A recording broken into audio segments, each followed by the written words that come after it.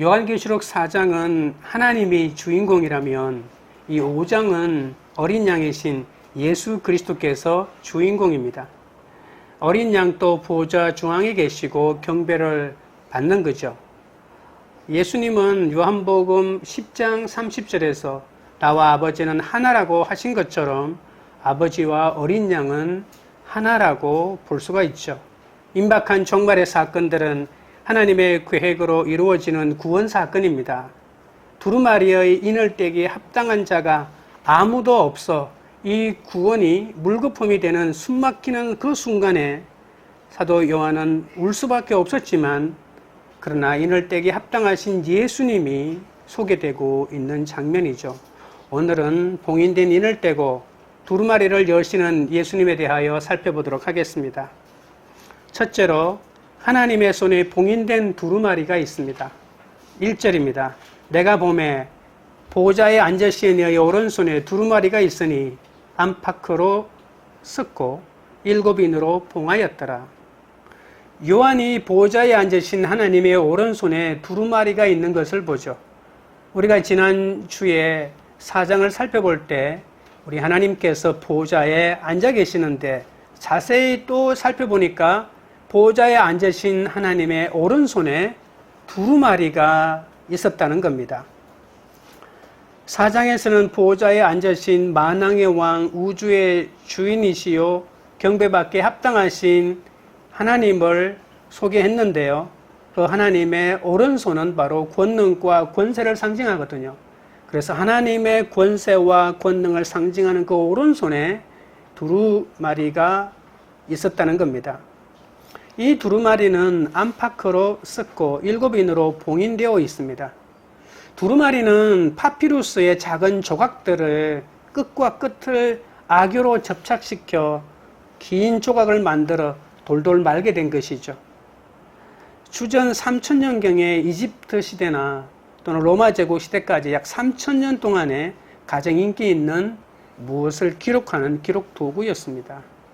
양면에 기록이 가득한 두루마리는 오피스토그라프라고 하는데 이런 문서들은 공개되면 안 되는 개인적인 계약 내용을 담고 있는 특별히 봉인된 문서들의 형태였습니다. 봉인은 두루마리 끝부분에 밀랍이나 진흙 조각을 발라두는 것인데요. 보통 문서를 공식 문서로 만들기 위해서 추가로 그 위에다가 도장을 새겨서 반지로 찍어 봉인하는 절차를 거치기도 합니다. 본문의 두루마리는 안팎에 기록하고 7인으로 봉인하는 것으로 보아서 유대와 로마의 계약 행위와 비슷한 형태를 띠고 있다고 볼 수가 있겠지만 그러나 이것은 단순한 계약을 넘어 인류의 구원 역사와 목적 그리고 결말을 담고 있는 그러니까 피조물의 미래를 말한 하늘의 책이라고 볼 수가 있는 것이죠. 그것이 봉인되었다라고 하는 것은 일종의 비밀로 되어 있는 책이라고 볼 수가 있는 것이죠. 이 두루마리는 세상 질서를 종결시키는 인심판, 나팔심판, 대접심판의 배후에 있는 사건들을 자세하게 설명하고 있습니다. 여러분, 구약 성경에서 시작된 하나님의 구원의 역사가 예수 그리스도의 십자가의 죽으심과 부활해서 그 계시가 완전히 드러났잖아요. 그런데 이 요한계시록은 마지막 종말에 하나님의 구원 역사가 어떻게 완성될지, 세상의 악이 어떻게 종결될지, 영원한 구원의 사건이 어떻게 시작될지 환상들의 배후에 있는 하나님의 계획을 모두 알려주는 거죠. 여러분 궁금하지 않습니까? 세상에 잘 사라지고 있고 문명이 발전되고 있고 기술 문화도 계속해서 성장하고 있지만 인류가 기후변화나 또는 세상의 악이 계속해서 증가되고 또는 살상무기가 계속 만들어지는 것을 보아서 인류의 어떤 누군가가 잘못 선택하면 인류는 한 번에 멸망할 수밖에 없다는 위기감이 고조되지 않습니까? 과연 이 땅의 구원은 완성될 것인지 이 땅에 있는 악은 어떻게 종결될 것인지 너무나도 궁금하고 어떨 때는 그렇게 될 거라고는 의구심도 생기지 않습니까? 이런 종말에 일어날 모든 하나님의 구원 계획의 완성이 이 봉인된 두루마리 책 속에 담겨 있다라고 하는 사실이죠.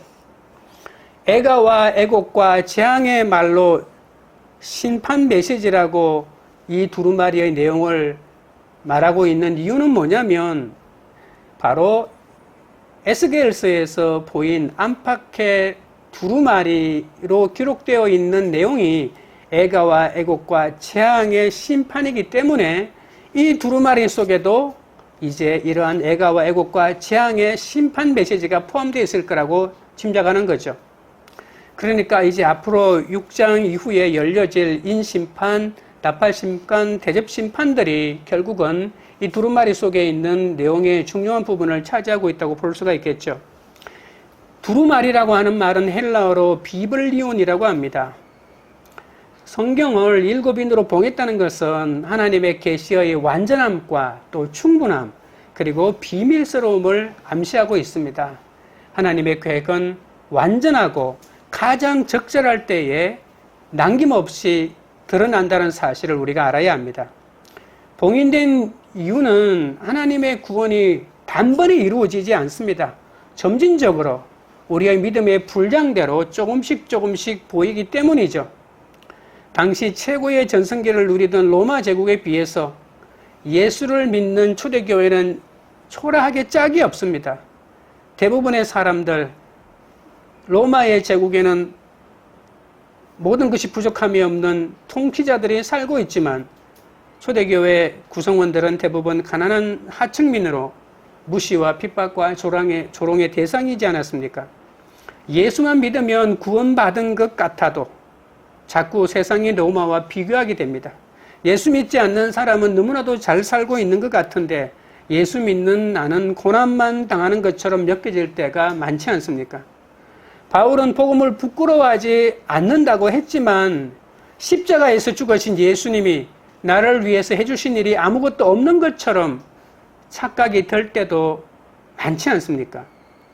이사야를 통해서 이스라엘의 회복을 말씀하실 때 하나님과 이사야가 대화하는 장면이 이사야 40장 6절에서 8절에 잠깐 나옵니다. 말하는 자의 소리여 이르되 외치라. 그렇게 말하니까 이사야가 말합니다. 내가 무엇이라 외치리이까? 그러니까 하나님이 이렇게 하죠. 모든 육체는 풀이요 그의 모든 아름다움은 들의 꽃과 같으니 풀은 마르고 꽃이 시들면 여호와의 기운이 그 위에 불미라. 이 백성은 실로 풀이로다. 풀은 마르고 꽃은 시드나 우리 하나님의 말씀은 영원히 있으리라. 이것이 하나님의 답변이었습니다. 여기서 풀이 상징하는 건 뭡니까? 바벨론이죠. 이 세상 권력입니다. 그리고 바벨론은 요한계시록의 관점에서 보면 바로 로마입니다. 하나님은 찬란한 로마 제국을 이루었지만 이 악하고 엄란한 로마에게 재앙으로 찾아오신다고 하는 거죠. 여러분, 우리는 로마는 절대로 망하지 않아. 바벨론이 마르지 않은 것처럼 이 로마는 절대로 망하지 않아. 세상이 어떻게 망할 수가 있겠어? 이렇게 생각하고 있지만 성경은 이렇게 말합니다. 로마는 반드시 망한다. 이 로마는 반드시 망한다라고 하는 것이 바로 이 봉인된 두루마리의 핵심 내용입니다. 그런데 우리가 안 믿는 거예요. 하나님이 사건을 보여주는데도 안 믿는 거예요. 예수 믿는 내가 망했으면 망했지. 예수 안 믿는 로마는 안 망한다. 권력은 안 망한다. 재력도 영원하다. 권세와 명예도 영원하다고만 생각하고 있다는 겁니다. 세상 살아본 사람들이 도저히 로마는 망한다고 하는 이 말을 알아들을 수 없으니 주님이 이 두루마리를 펼치시는 겁니다. 누군가가 이 두루마리를 펼쳐야 합니다. 내 가정 가운데 예수 믿지 않는 사람 때문에 내가 두루마리를 펼쳐야 하고요. 여러분, 세상에 학력이 좋고 인물이 좋은 남편이 똑똑한 아내가 이 두루마리를 열 수 있다고 생각하십니까? 아무리 학력 좋고 세상에서 잘 나가는 아내와 남편이 그리고 자식들이 이 두루마리의 내용을 모르니까 우리는 이 진리의 말씀을 우리가 직접 선포할 수밖에 없는 것이죠. 구원의 진리를 깨닫지 못하고 세상은 망한다, 로마는 망한다, 바벨론은 망한다, 이 세상 권력은 망한다라고 하는 푸른 마르듯이 망한다고 하는 이 진리를 모르니까 우리에게 아직 구원이 있지 않다는 사실을 우리는 잊지 말아야 합니다. 적용 질문 드립니다. 세상에서 성공하고 잘 나가는 사람을 보면서 부러워하지는 않습니까? 복음이 초라하게 느껴진 적은 없습니까? 그럴 때 성경을 통해 소망을 발견합니까? 둘째는 두루마리를 열 자가 없어 울고 있습니다.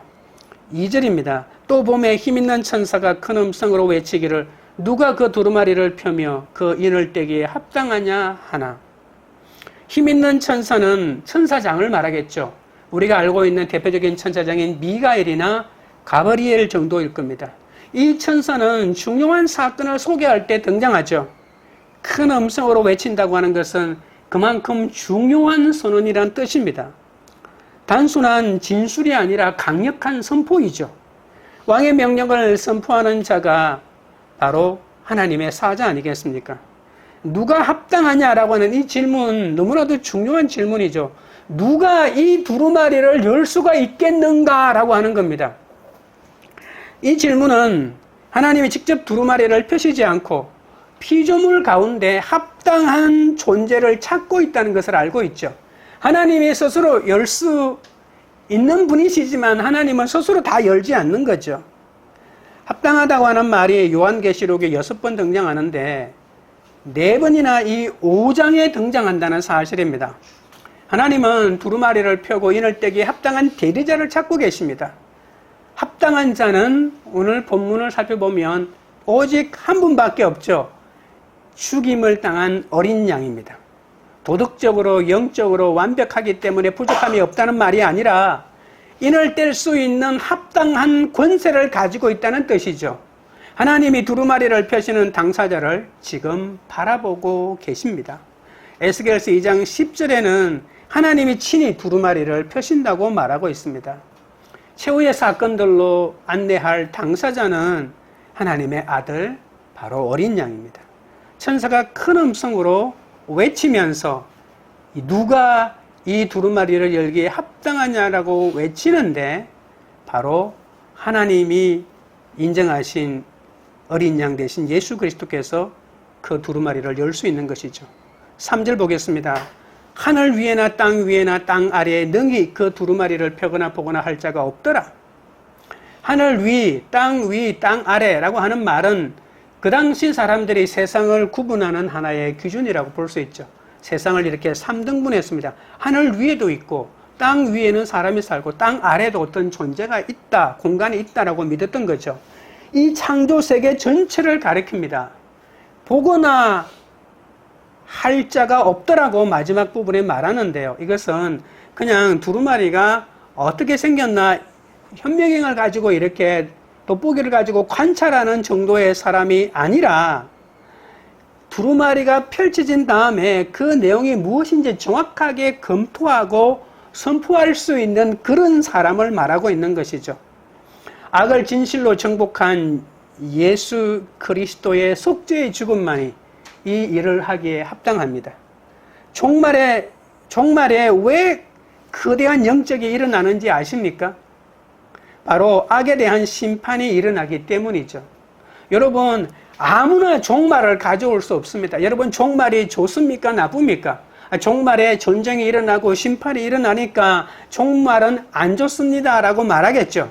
이 땅의 부자들, 이 땅의 권세를 가진 사람들, 사탄과 짝하여 그들이 주는 것들을 먹고 사는 존재들은 그렇게 말하겠죠. 그러나 여러분 정확하게 알아야 합니다. 종말이 반드시 있어야 됩니다. 왠 줄 아십니까? 종말에 일어나는 가장 큰 사건은 바로 악의 완전한 멸망입니다. 하나님이 종말의 사건을 펼치시는 이유는 악이 완전히 멸함을 받기 때문입니다. 그 악의 자기의 잔당까지 완전히 멸망받고 영원한 불못으로 들어가기 때문이죠. 그러니까 반드시 종말이 와야만이 이 땅에 완전한 구원이 이루어지는 거죠. 그런데 아무나 이 두루마리를 펼 수 없다고 하는 말은 누가 십자가에 달려 죽을 것인가라고 하는 문제와 비슷합니다. 죄 없는 사람이 십자가에 달려야 되잖아요. 죄 있는 사람이 십자가에 달리면 그거는 그 사람 죄 때문에 죽은 게 되잖아요. 그러니까 자기 죄 때문에 죽는 존재가 아니라 인류의 다른 사람의 죄를 위하여 대속제물이 되기 위해서는 죄 없는 사람이 죽어야 된다라고 하는 것이죠. 그러면 하나님께서 누가 십자가에 달리기에 합당하냐라고 이렇게 외치는 것과 비슷하다고 볼 수가 있죠. 예수님만이 십자가에 달려 죄 없는 분이 모든 죄인의 죄를 대속해 준 것과 마찬가지로 마지막 종말의 때에 이 두루마리를 펼치고 열 수 있는 사람은 바로 예수님밖에 없다라고 하는 것입니다. 두루마리를 펴서 봄으로써 사탄에 대한 진정한 숙청이 이제 이루어지게 될 것입니다. 4절입니다. 그 두루마기를 펴거나 보거나 하기에 합당한 자가 보이지 아니하기로 내가 크게 울었더니, 두루마리를 펴다라고 하는 말이 3번이나 계속해서 반복되고 있죠. 창조 세계 전체를 살펴보아도 이 두루마리를 펼 자가 없기 때문에 요한이 크게 울고 있다는 말입니다. 두루마리를 펼 자가 없다고 하는 말은 뭐냐면 세상에 종말이 오지 않고 악이 심판을 받지 않는다는 뜻이겠죠. 다른 말로 하면 하나님의 구원 계획이 실천되지 못하기 때문에 하나님의 나라도 오다가 만다는 것입니다. 천사나 학벌과 지성과 이성이 다 모여도 이 봉인된 인을 뗄 수 없습니다. 세상의 모든 학자들과 세상의 모든 과학기술이 모여도 이 봉인된 인을 뗄 수 없다는 말입니다. 어떤 사람은 그냥 구원받고 천국 가면 되지 무엇 때문에 심판을 말하는 요한계시록을 읽느냐고 타박하는 사람이 있습니다. 마지막 환란 때는 우리가 공중에 들려가지고 어떤 박해도 받지 않는데 무엇 때문에 심판에 대해서 관심을 가지고 무엇 때문에 이런 데 신경을 쓰냐는 겁니다. 우리는 무조건 들림받아서 이 땅에 있는 고난을 당하지 않는다고 말하는 것이죠. 저는 이러한 해석은 요한계시록을 제대로 해석하지 못한 것이라고 봅니다. 최고 지성의 대학을 나와도 성경을 제대로 해석하지 못한다는 겁니다. 내 사랑하는 부모, 남편, 아내, 자식들도 이 세상이 망한다는 것을 나에게 알려주지 못합니다. 누가 이 세상은 망한다, 이 세상은 끝장이다, 이 세상은 영원하지 않다, 이 세상의 권력도 이 세상의 돈도 영원하지 않다는 것을 누가 알려주겠습니까? 영원한 하늘나라를 보아야 된다고 누가 알려주겠습니까? 우리가 진정으로 구원받으면 66권 하나님의 말씀에서 어떤 것도 소홀히 여길 수가 없는 것이죠. 어떻게 구원받았는데 하나님의 말씀을 내 기호에 맞추어서만 볼 수가 있겠습니까? 계시록은 무서운 책이 아닙니다. 디모데후서 3장 16절에 모든 성경은 하나님의 감동으로 된 것으로 교훈과 책망과 바르게 함과 의로 교육하기에 유익하다고 했는데 왜 요한계시록이 열리자마자 우리에게는 상관이 없고 이 땅의 마지막 종말의 때에 이 세상에서 어떤 일이 벌어지는지만 알려주는 책이라고만 여깁니까? 그렇다면 교훈과 책망과 바르게 함과 의로 교육하기에 유익하다고 하는 이 말씀은 요한계시록에는 해당되지 않는단 말입니까? 행복과 성공이라는 세상 가치관으로 가득한 우리는 애국과 애가와 같은 삶에 순종하기가 싫기 때문에 요한계시록에 나오는 이러한 심판의 한가운데서도 하나님의 명령이 쏟아지고 있는데 우리는 이 땅에 우리의 할 일이 있는데 우리는 이 땅의 종말과 심판과 아무 상관이 없는 일들이 벌어지고 있기 때문에 요한계시록에 신경 쓸 필요가 없다고 말하는 것이 어찌 합당한 하나님의 제자라고 말할 수가 있겠습니까? 누구든지 나를 따르려거든 자기 십자가를 지고 나를 따르라는 주님의 말씀을 이해하지 못하면 성경 말씀은 여전히 나에게 일곱인으로 봉인된 책일 뿐입니다. 요한은 나팔소리 같은 음성을 들었지만 그 누구도 들으려 하지 않으니 읽어줄 사람이 없어서 통곡하고 울고 있는 것이죠. 자기 수준에 깨달아지지 않으니까 얼마나 답답하여 울고 있습니까? 로마의 박해가 극심한 이때에 요한에게 이보다도 더 절망스러운 일은 없습니다.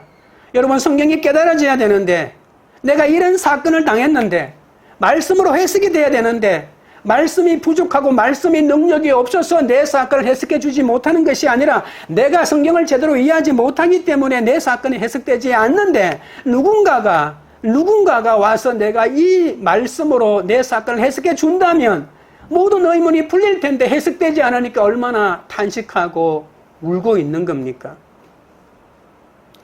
두루마리 여인을 뗄 자가 없다고 울었던 요한처럼 우리도 말씀이 봉인된 것 때문에 애통해야 합니다. 성경이 안 깨달아져서 울고, 여러분 돈 많이 못 벌었으면 울지 마시기 바랍니다. 더 많은 사람들에게 인정받지 못한 것만을 슬퍼하지 마시기 바랍니다. 더 많은 부와 재력을 모을 수 없는 것만 슬퍼하지 마시기 바랍니다. 말씀이 봉인된 것 때문에, 말씀이 우리 가정에 봉인되고, 말씀이 내 자녀들에게 봉인되고, 말씀이 우리 공동체에 봉인된 것 때문에, 그러한 느낌 때문에 울고 슬퍼할 필요가 있다는 것이죠. 성경이 안 깨달아져서 울고, 깨달은 후에는 내 식구가 아직 못 깨달았기 때문에 울어야 하지 않겠습니까? 이 땅에서 억울해서 울고 슬퍼서 울지만 교회에 와서는 구원의 눈물이 되어야 하지 않겠습니까? 말씀을 모르면 인생이 해석되지 않아 억울해서 울지만, 성경이 열려 말씀이 깨달아지면 그 복음이 전해지지 않는 것 때문에 울게 되는 것이죠. 적용 질문 드립니다. 고난이 오면 억울해서, 억울하고 분해서 옵니까? 아니면 복음이 전해지지 못하는 것 때문에 옵니까? 말씀을 들어도 세상 가치관에 사로잡혀 회개가 되지 않는 나 때문에 눈물로 애통하고 있습니까? 셋째는 어린 양이 두루마리의 인을 떼십니다. 5절입니다. 장로 중에 한 사람이 내게 말하되 울지 말라. 유대 지파의 사자 다윗의 뿌리가 이겼으니 그 두루마리와 그 7인을 떼시리라 하더라. 요한이 두루마리를 열 자가 없어 크게 울자 우리가 4장에서 살펴봤던 24장로 가운데 한 사람이 울지 말라며 요한을 달래고 위로합니다. 하나님의 권능이 증명될 것이기 때문에 슬퍼할 필요가 전혀 없다는 것이죠. 유대 지파의 사자 다윗의 뿌리가 이것을 열 것이라고 말합니다. 여러분, 사자라고 하는 말은 라이언입니다. 구약 성경에서 150번이나 가장 많이 언급된 동물 가운데 하나가 바로 사자입니다. 창세기 48장 10절에 유다 지파를 축복하면서 이런 말이 있습니다. 유다는 넘치는 힘으로 먹이를 낚아채고 굴로 돌아와 쉬는 젊은 사자다 라고 말입니다. 여러분, 이 사자가 단순히 사자로만 끝나는 것이 아니고 그것이 바로 다윗의 뿌리하고 연결됩니다. 다윗의 뿌리는 이스라엘의 원수들을 정복시키는, 전멸시키는 정복자 메시아를 말하잖아요. 다윗의 뿌리라고 하는 말은 메시아를 상징하는 고유한 표현입니다. 요한계시록에 등장하는 메시아는 더는 연약하지 않습니다. 여러분, 요한계시록에 예수님이 십자가 달렸다는 말은 없습니다. 그런 연약한 예수님은 이제 등장하지 않습니다. 원수를 무찌르고 승리하는 용사로 등장합니다. 예수님은 군대의 힘으로 만국을 진멸시키지 않고 바로 속죄의 죽음을 통해서 승리를 이미 가져오신 분입니다.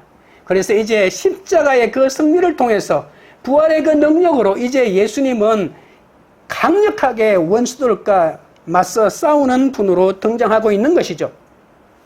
예수님은 왕이신 메시아로서 악과 전쟁을 펼치고 하나님의 원수들을 패배시키고 있는데 가장 중요한 무기가 바로 십자가라는 사실입니다. 여러분, 요한계시록의 곳곳마다 어린 양의 피와 자기의 증거하는 말로서 이겼다. 어린 양의 피라고 하는 말을 계속해서 반복합니다. 어린 양의 피가 뭡니까? 그건 바로 십자가 아니겠습니까? 하나님의 권능이 증명될 것이기 때문에 이제 우리에게 슬픔은 없습니다. 악의 권세를 물리치고 승리하신 어린 양이 우리에게 오시기 때문입니다. 여러분, 이겼다라고 하는 말은 악의 권세를 물리치고 승리하신 어린 양이신 예수님을 말하는 거죠. 예수님의 승리는 성도가 승리하는 기초입니다. 악을 이기는 영적 권능 속에 바로 십자가가 있기 때문이죠. 승리는 패배 쏘고 악은 끔찍한 십자가의 고난을 통해서 극복된다는 사실을 잊지 마십시오. 사탄이 그리스도를 십자가에 매단 것은 최대의 패착입니다. 여러분, 프로 선수들이 바둑을 두면 결정적인 패착이 어딘지 반드시 찾아내죠. 패착, 결정적인 사탄의 패배의 패착은 바로 예수님을 십자가에 매달아 죽인 것이죠. 그리스도는 유대지파의 사자요 다윗의 뿌리입니다. 여러분, 며느리와 동침한 유다는 요셉과 비교도 안 되는 하찮은 인생이잖아요. 아니, 요셉 가문에서 메시아가 나와야지. 왜 너무나도 하찮은 이 유다 가문에서 나와야 합니까? 며느리와 동침한 유다는 며느리 다말에게 내가 나보다 옳도다라고 하면서 자기 죄를 솔직히 고백한, 그리하여 구속사의 계보를 잇게 되는 놀라운 역사가 그에게 일어났습니다. 여러분, 예수 안에서 솔직하게 자기 죄를 고백하는 사람의 능력이야말로 얼마나 대단한지 모릅니다.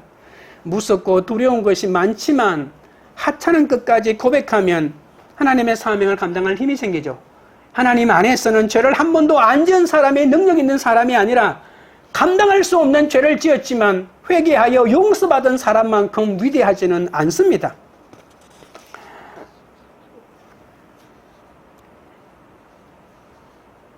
요한은 나팔 소리 같은 음성을 들었지만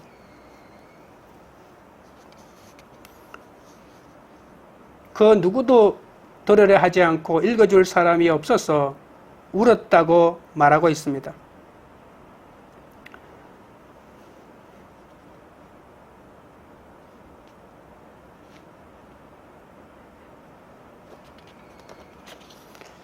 (6절을) 보겠습니다.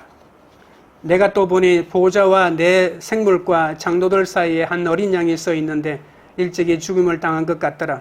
그에게 7뿔과 7눈이 있으니 이 눈들은 온 땅에 보내심을 받은 하나님의 7영이더라. 여러분, 6절은 원수들에 대한 어린 양의 승리가 실제로 어떻게 성취되었는지를 설명해 줍니다. 어린 양은 천상의 존재들에 둘러싸여 보좌 주위에 서 있죠. 오늘 6절 앞부분에 보십시오.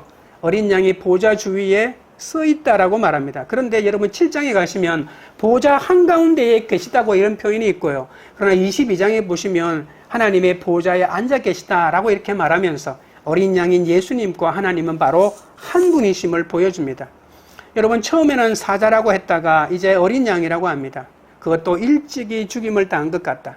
여러분, 일찍이 죽임을 당한 것 같다라고 하는 우리말 한 문장이 헬라어로는 한 단어로 설명하고 있는데요. 에스파그메논이라고 하는 말입니다. 죽임을 당해 속죄제물이 되었다는 말입니다.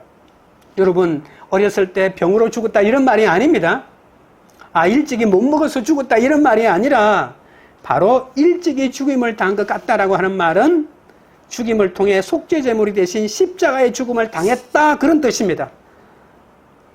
유다지파의 사자인 어린 양은 군대의 힘이 아니라 유월절 어린 양의 속죄제물로, 그러니까 물리적인 용맹이 아니라 십자가의 끝까지 견디며 죽음으로써 참된 승리를 얻었다는 겁니다. 예수님은 금이 아니라 희생으로 원수들을 이겼습니다. 사탄에게는 사자같이 담대하게 심판하시지만 주님은 성도들에게는 어린 양의 모습으로 사랑으로 희생제물이 되어주셨습니다. 여러분, 그리스도의 승리는 십자가에서 얻어진 것이죠. 아마게돈 전쟁을 비롯한 모든 영적 전쟁은 십자가를 통해 승리를 얻게 됩니다. 어린 양은 유월절 어린 양부터 시작했어요. 출애굽기 때 나오는 유월절 어린 양, 그리고 정복하시는 순양, 그리고 속죄제물로 바쳐지는 어린 양 등 다양한 이미지로 요한계시록에 등장하고, 요한계시록의 진정한 주인공은 바로 이 어린 양이라고 볼 수 있죠. 오늘 본문을 다시 보십시오. 6절에 보시면 7뿔과 7눈이라고 하는 표현이 나오는데, 어린 양은 뿔이 7이나 달린, 그러니까 순양이라고 하는 사실입니다. 여러분, 이 말을 깜짝 놀라야 합니다. 우리가 여러분, 어린 양은 단순히 죽임을 당하는 어린 양 같은 생각이 들겠지만 그건 과거의 일이고요. 일찍 죽음을 당했는데 지금 나타난 어린 양을 보니까 뿔이 7이나 달렸다는 것이죠. 순양입니다. 무섭습니다. 강렬한 인상을 가지고 있다는 거죠. 어린 양의 7뿔은 원수들을 진멸시킬 전능한 전사를 뜻하고요.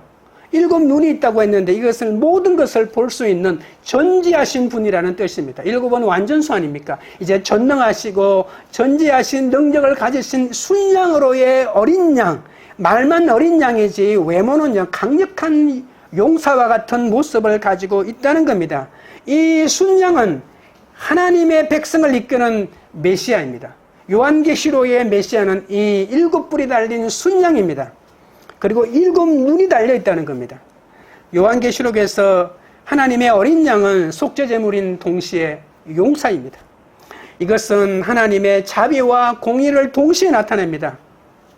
일찍 죽임을 당했으나 그에게 7뿔과 7눈의 권세가 있기 때문에 성경을 깨닫는 사람, 자기를 희생하고자 하는 사람에게 주님은 이런 권세와 통찰력을 함께 전해주십니다. 주님 때문에 희생하는 사람은 내 인생의 종말을 알기에 두려워할 게 없는 거죠. 모든 계시와 환상의 말씀 중에 어떤 죽임당한 어린 양입니다. 아무리 죽임당한 것 같아도 내 생물과 장로들 사이에 서 계시기 때문에 죽었으나 산자 같고 죽은 예수가 아닌 산 예수를 우리가 전할 수 있게 되는 것이죠. 온 땅에 보내심을 받은 하나님의 7영이라는 표현이 또 있죠. 천사들이 아니라 성령입니다.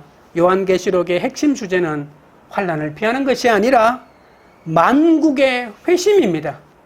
저는 정말 답답한 게 요한계시록의 핵심 주제는 우리는 들림받아서 이 땅에 환난을 당하지 않는 것이라고 했는데 우리가 요한계시록을 문학적으로 보십시오. 아니 제대로 된 글 읽기라고 하는 관점으로 요한계시록을 읽어보시라고 하는 겁니다.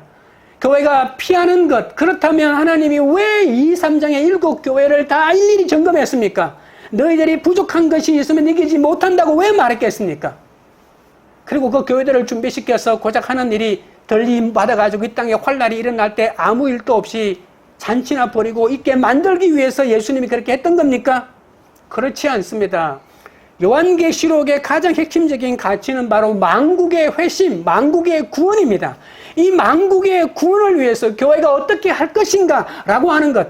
여러분, 그리스도인은 그냥 할 일이 없어서 잘못 만나서 다른 데 놀러 갔다가 우연히 환난을 당하는 것이 아니라 만국을 회심시키고 구원시키기 위해서 당하는 환난은 그걸 당한다는 겁니다.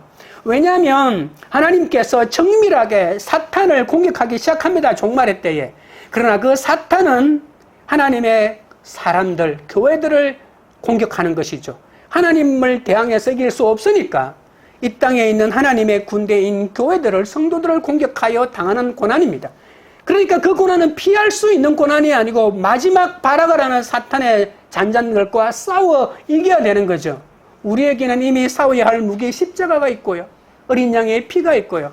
그리고 어떻게 승리할지 우리의 약점을 이미 2, 3장에서 다 주님이 점검해 주지 않았습니까? 그 점검을 제대로 받았다면, 그리고 올바로 준비했다면 교회는 이 마지막 역경 전쟁에서 거대한 승리를 얻게 될 것입니다. 물론 우리의 힘이 아닌 주님의 힘으로 말입니다.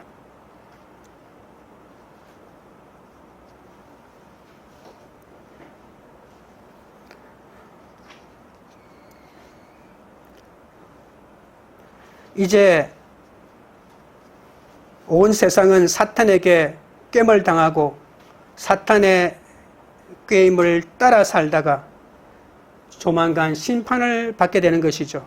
그래서 심판이 임하기 전에 땅에 거하는 자들에게 영원한 복음을 전해야 합니다. 요한계시록 14장 6절 7절을 읽어드립니다. 또 보니 다른 천사가 공중에 날아가는데 땅에 거주하는 자들 곧 모든 민족과 족속과 방언과 백성에게 전할 영원한 복음을 가졌더라.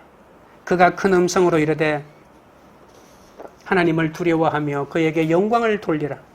이는 그의 심판의 시간이 이르렀으므니 하늘과 땅과 바다와 물들의 군원을 만드신 이를 경배하라 하더라. 여러분, 마지막 천사가 외치는 메시지가 뭡니까? 그는 영원한 복음을 들고 회개하랍니다. 하나님께 영광을 돌려라. 하나님을 두려워하라. 주님만을 경배하라고 마지막까지 구원을 요청하고 있다는 겁니다. 여러분, 천사가 이렇게 외치는데 그럼 교회는 잔치나 벌이고 있어야 되겠습니까? 하나님은 약속하신 성령을 주셔서 온 땅에 대한 하나님의 선교를 시작하십니다. 그러니까요, 여러분 6절 다시 보십시오. 이 눈들은 7뿔과 7눈이 있다고 했잖아요.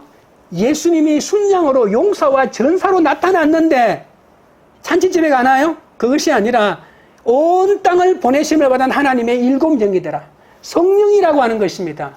성령의 놀라운 사역으로 이 땅에 하나님의 선교 사역을 펼칠 하나님의 사명을 가진 자로 예수님이 소개되고 있다는 겁니다.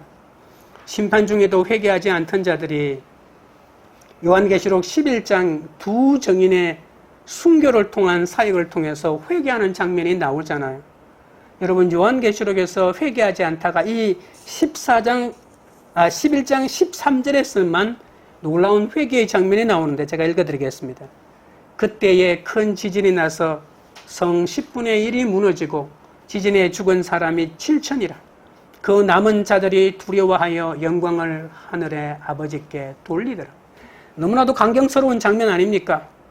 모든 것이 성령의 놀라운 사역의 결과입니다. 성령은 온 땅에 하나님의 보편적인 선교를 요한계시록에서 시작하고 계십니다.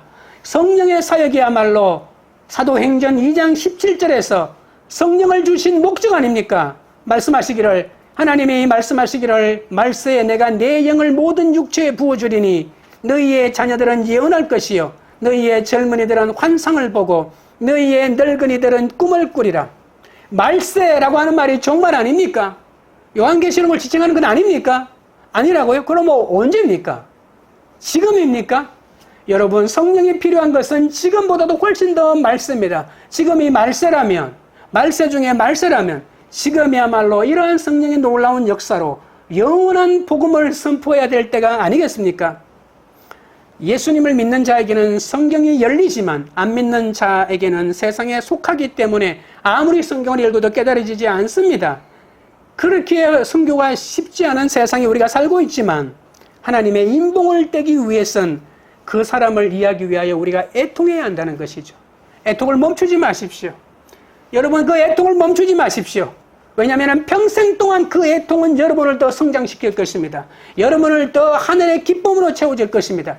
그 믿지 않는 가족을 위한 애통이 멈추는 순간 하나님은 내 기도를 들으지 않는다고 원망으로 바뀌지 않고 계속해서 애통하는 그 순간 여러분은 하나님의 말씀에 사로잡혀 살고 있는 것입니다.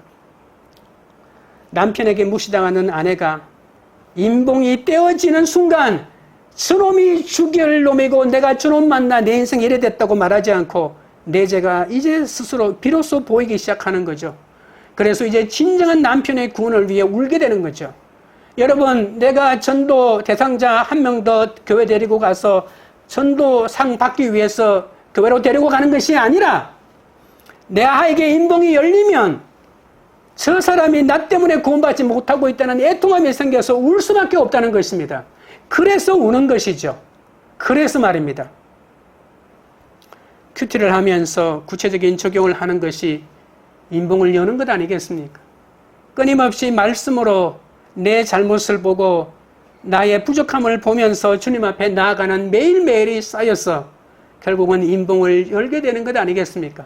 그 인봉이 열리면, 나에게 먼저 열리면 내가 꼬꾸라지는 것이죠. 내 잘못이 더 크게 보이기 때문입니다. 자녀가 우리의 눈물을 기억하면 반드시 인봉이 열리게 되어 있다는 것입니다. 7절입니다. 그 어린 양이 나와서 보좌에 앉으신 이의 오른손에서 두루마리를 취하시니라. 하나님의 어린 양이 하나님의 오른손에서 두루마리를 취하십니다. 두루마리는 하나님이 모든 구원 사역을 이끌고 계심을 알려주죠. 예수님은 십자가에서 자신을 희생제물로 드리는 이 구속제사를 드렸기 때문에 두루마리를 취하시기에 합당한 자가 되었습니다. 이제 하나님의 구원 계획이 열렸습니다. 구원을 위해 수치와 핍박의 십자가에 달리심으로 7뿔의 권세와 7눈의 통찰력을 받고 두루마리를 취하셨다는 것이죠. 그리스도는 하늘과 땅의 주님으로 아버지와 함께 보좌에 앉으셔서 하나님이 정하신 구원 계획을 하나님의 권세로 대행하기 시작하셨습니다. 여러분, 구루마리를 펴는 것은 세상에 대한 심판이 정당하다는 뜻 아니겠습니까? 우리도 말씀의 두루마리를 취하고자 때로는 사자같이 담대하게, 때로는 십자가 지는 어린 양과 같은 그 고난의 길을 걸어야 할 때가 있습니다. 구원을 위해 희생하는 사람은 인생의 종말을 알기 때문에 두려워하지 않고 이 사명을 감당할 수 있습니다. 예수 그리스도를 믿는 자는 구원이요, 믿지 않는 자는 지옥이라는 사실을 명심하십시오. 나의 연약함과 내 죄를 보며 내 십자가를 쥐고 나아갈 때 다른 사람마저 구원의 길로 인도하는 놀라운 역사가 일어나게 될 것입니다. 적용 질문 드립니다. 죽임당한 어린 양처럼 자신을 희생하며 예수 그리스도를 전하고 있습니까? 내가 구원을 위해 자원하여 희생할 때 인봉이 열릴 줄 믿습니까? 말씀을 맺겠습니다. 두루마리를 열기 위해서는 하나님의 손에 봉인된 두루마리가 있음을 알아야 합니다. 세상에서 잘 나가는 사람을 두려워하지 말고 아직도 로마가 무너지지 않는 영원한 도성으로 알고 있는 자들을 불쌍히 여겨야 합니다. 두루마리를 열 자가 없어 울어야 합니다. 우리의 소원은 아직도 복음을 알지 못하는 사람이 구원을 듣고 구원받는 것이죠. 말씀이 깨달아지지 않는 사람을 위해 울 때 마침내 예수가 그리스도임을 고백할 수 있습니다. 어린 양이 두루마리에 인을 떼십니다. 주님은 일찍 죽임을 당했지만 7뿔과 7눈의 권세를 가지고 계셔서 사탄의 영원한 승리를 얻으셨습니다. 아직도 사탄의 영원한 패배를 모르고 맹종하며 따라가는 자들에게 영원한 복음을 전하는 사명이 우리에게 있음을 잊지 마시기 바랍니다. 다 같이 찬양 드리고 기도하겠습니다.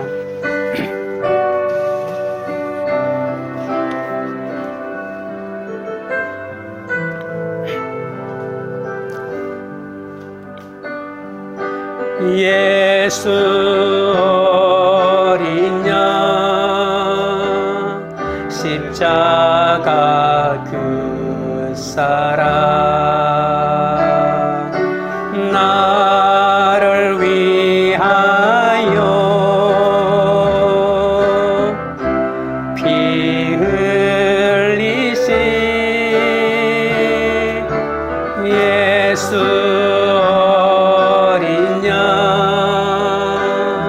십자가 그 사랑 나를 위하여 피 흘리신 십자가 지신 그 사랑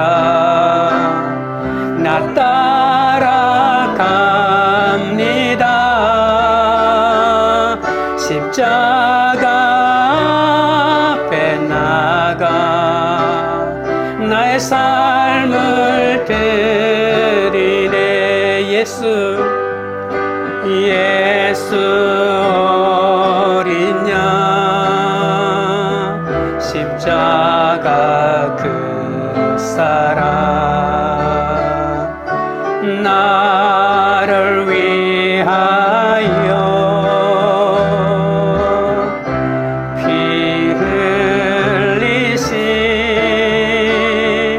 예수 어린 양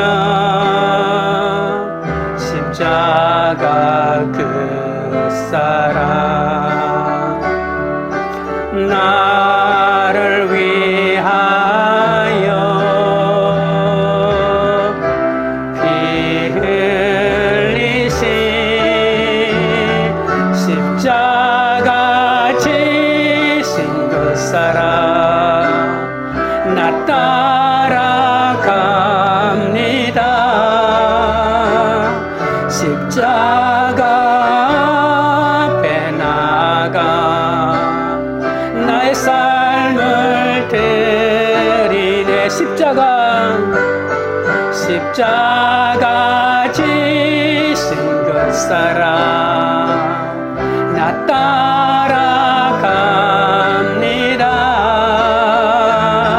십자가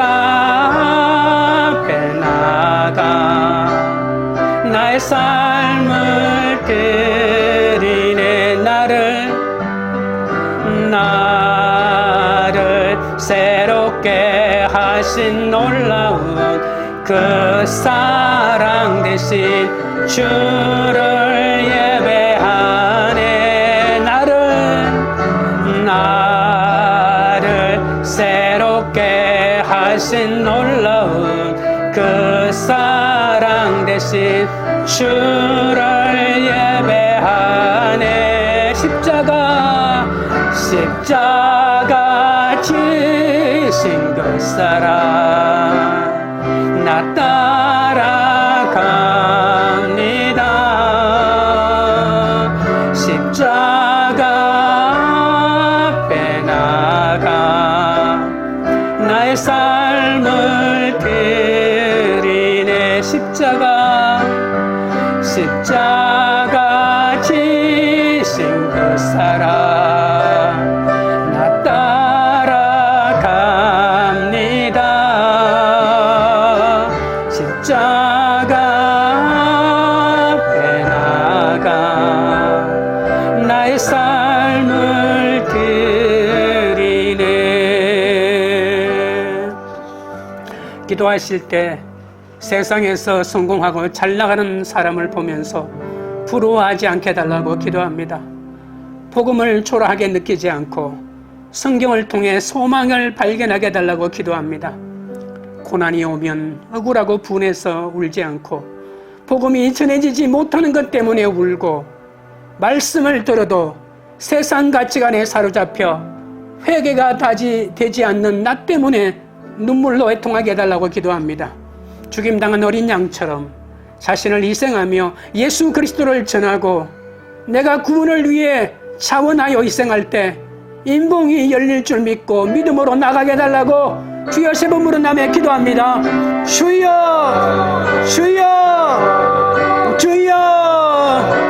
거룩하신 하나님 우리 아버지여, 세상에서 성공하고 잘 나가는 사람을 보면서 부러워하지 않고 복음을 초라하게 느끼지 않고 아버지 하나님이여 성경을 통해 소망을 발견할 수 있도록 날마다 말씀을 허락하여 주시옵소서.